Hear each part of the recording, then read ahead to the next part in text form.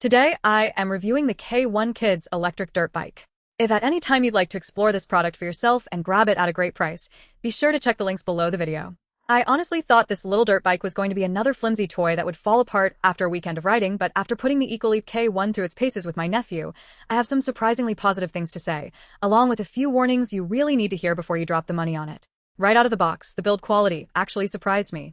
It feels sturdy, and the suspension isn't just for show. The inverted spring hydraulic fork actually handles bumps in the backyard well enough that the kid didn't complain about jarring impacts, which is usually the first thing that ruins a ride. It is light enough at 36 pounds that it is easy to maneuver, but it doesn't feel like a cheap plastic shell.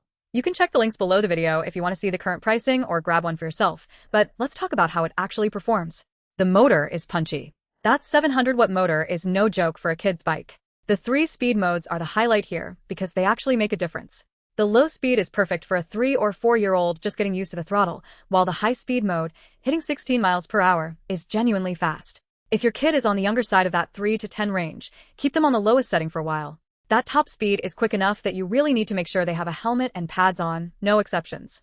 Now, about the battery life. They claim up to 14 miles, but in real-world testing on grass and slight inclines, we got closer to 9 or 10 miles.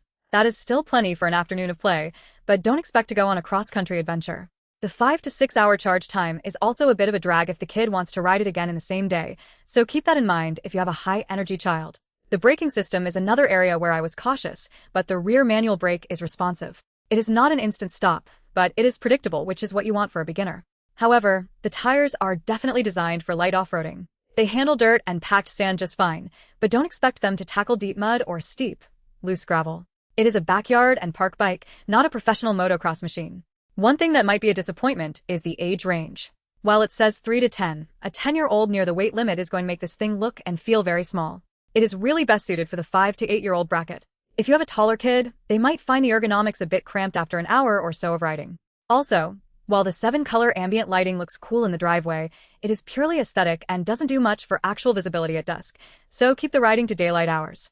Ultimately, I think this is a fantastic entry point for kids who want to get into riding. It feels safe. The UL certification gives me some peace of mind regarding the battery, and it is significantly more capable than the plastic ride-ons you find at the big box stores.